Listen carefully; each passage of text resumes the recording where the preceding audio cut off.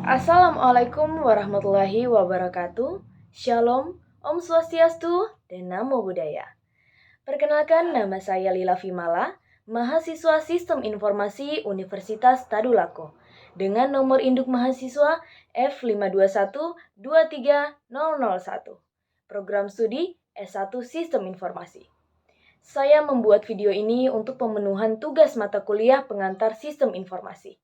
Kali ini, saya akan mengulang kembali terkait 5 materi yang sudah diberikan pada pertemuan sebelumnya. Untuk materi yang pertama, yaitu pengenalan sistem informasi. Sebelum itu, kita perlu mengetahui apa itu sistem dan informasi sendiri. Sistem adalah beberapa komponen yang memiliki fungsi yang berbeda dan saling berkait bekerja sama untuk mencapai suatu tujuan. Simpelnya, sistem ini juga bisa disebut sebagai sekumpulan komponen dan objek. Bisa berupa benda, orang, dan lain sebagainya, yang bekerja sama untuk mencapai tujuan tertentu. Dan informasi adalah hasil dari perkumpulan data yang sudah diproses dan telah memiliki arti yang bermanfaat, terutama dalam kebutuhan komunikasi. Jadi, apa sih sistem informasi itu? Bisa kita sebutkan bahwa sistem informasi adalah rangkaian komponen yang saling terkait yang bekerja bersama untuk mengumpulkan, mengelola, menyimpan, memproses, dan juga menyebarkan informasi. Ada pula definisi sistem informasi. Nah, pada sistem informasi terdapat beberapa komponen yang terdiri dari manusia, IT, dan prosedur kerja. Adapun sesuatu yang diproses, yaitu data menjadi informasi, dan kemudian ditujukan untuk mencapai tujuan atau sasaran. Materi yang kedua adalah sistem informasi dalam organisasi. Seperti yang kita ketahui, organisasi itu adalah sekelompok orang yang terstruktur dan dikelola untuk memenuhi misi dan tujuan yang sama. Dan tentu orang yang terlibat di dalam organisasi pasti mempunyai tugasnya masing-masing. Adanya aliran informasi di dalam suatu organisasi digunakan untuk membuat perencanaan, koordinasi pekerjaan, penentuan keputusan, monitoring, dan evaluasi. Sistem informasi ini menciptakan terjadinya kolaborasi antar tim, antar divisi, antar organisasi antar negara, dan inovasi. Yang dimaksud ide baru juga perkembangan sesuatu yang baru. Proses implementasi sistem informasi melibatkan serangkaian langkah-langkah yang dirancang untuk memastikan kesuksesan pengguna sistem tersebut. Kesuksesan implementasi sistem informasi sangat tergantung pada pemahaman yang baik tentang kebutuhan organisasi dan perencanaan yang matang. Untuk materi selanjutnya atau materi yang ketiga adalah software. Software atau perangkat lunak adalah sekelompok program komputer, data atau instruksi yang digunakan untuk mengendalikan fungsi-fungsi perangkat keras komputer. Software ini mencakup aplikasi yang kita gunakan sehari-hari seperti sistem operasi. Nah, pada software terdapat pula poin-poinnya, yaitu aplikasi produktivitas yang mencakup aplikasi basis data atau database. Ini memudahkan operasi CRUD atau Create, Read, Update, Delete terhadap data. Aplikasi basis data telah berkembang menjadi killer application pada level enterprise.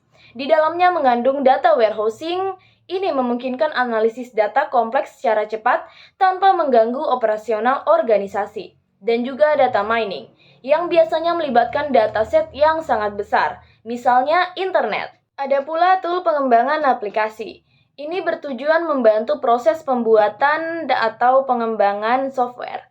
Selain aplikasi basis data, terdapat juga aplikasi game yang merupakan perwujudan dari kombinasi sains dan juga art. Untuk game development tool, ini membantu developer bekerja dengan pemodelan, komputer, grafik, dan multimedia. Kemudian ada aplikasi jaringan internet. Ini digunakan untuk berkomunikasi dalam berbagai bentuk seperti browsing, file sharing, uploading, dan downloading, email dan news, instant messenger, dan juga sosial media. Untuk yang terakhir ada aplikasi multimedia. Sangat banyak ragamnya, tetapi bisa dikelompokkan ke dalam beberapa kategori, yaitu yang pertama media viewers, media players, dan juga media utilities. Selanjutnya ada materi pengantar basis data. Pengantar basis data adalah pengenalan konsep dasar dan prinsip-prinsip yang terkait dengan pengelolaan basis data. Basis data atau database adalah koleksi data yang terorganisir secara sistematis untuk memungkinkan penyimpanan, pengambilan, dan juga pembaruan data dengan efisien. Dalam materi ini, kita perlu mengetahui kembali apa itu data dan juga informasi. Data adalah fakta mengenai objek, orang, dan lain-lainnya.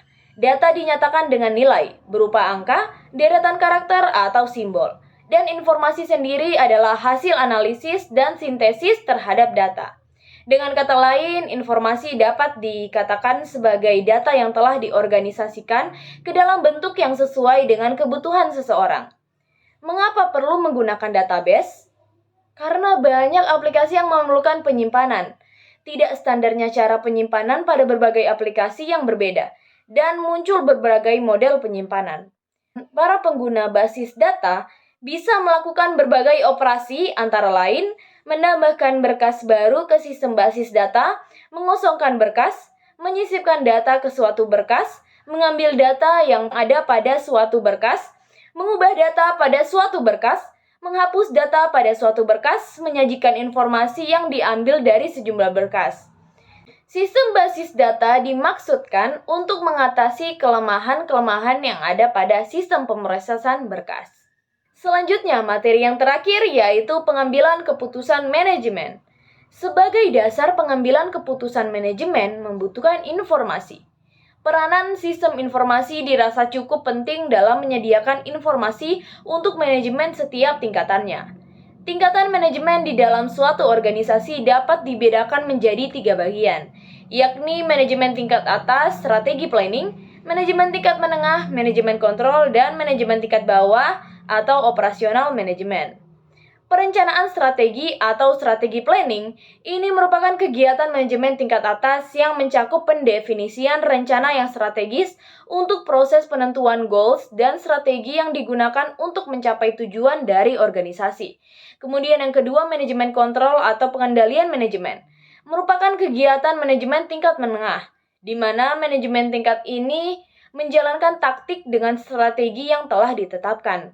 Kemudian operasional kontrol atau pengendalian operasional merupakan kegiatan manajemen tingkat bawah yang menjurus kepada hal-hal yang sifatnya terperinci dan juga operasional.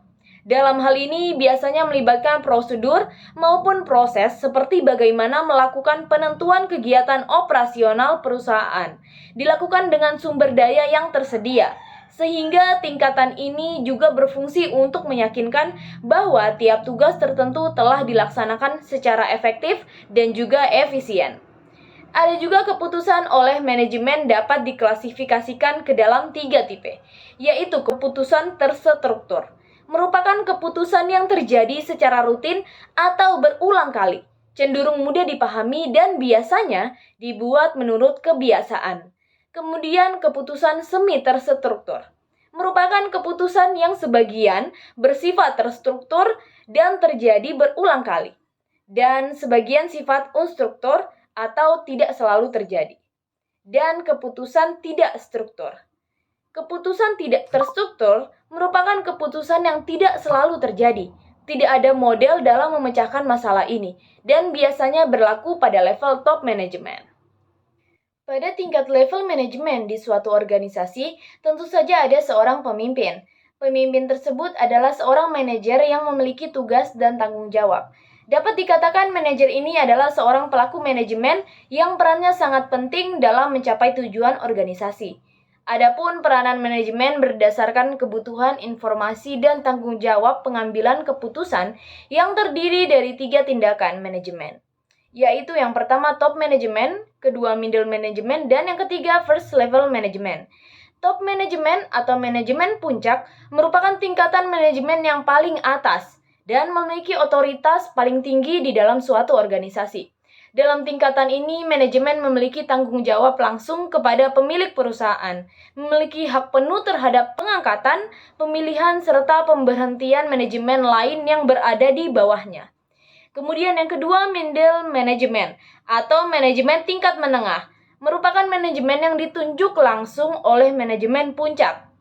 memiliki posisi di tengah pada tingkat manajemen. Pada tingkatan ini tidak terlalu dibutuhkan kemampuan yang konseptual, tetapi manajemen tingkat menengah cenderung bekerja mengandalkan kemampuan teknis maupun manajerial. Manajemen menengah akan memimpin dan mengkoordinasi seluruh kegiatan yang dilakukan oleh tingkat manajemen yang lebih rendah. Kemudian yang ketiga, first level management atau manajemen tingkat lini pertama merupakan manajemen pada tingkat paling rendah dalam suatu organisasi. Tingkat ini memiliki peran mengkoordinasi dan memantau kinerja dari tenaga kerja operasional. Dalam hal ini, manajemen tingkat lini pertama cenderung mengandalkan kemampuan secara teknikal dan kemampuan komunikasi. Ada pula tahapan pengambilan keputusan meliputi tahap intelligence atau penelusuran serta melakukan deteksi terhadap lingkup permasalahan. Kedua, tahap desain atau merancang solusi terhadap masalah. Ketiga, tahap choice atau pemilihan dari beberapa alternatif pengambilan keputusan. Dan yang terakhir, tahap implementation atau penerapan terhadap perancangan dan pemilihan alternatif yang telah ditetapkan.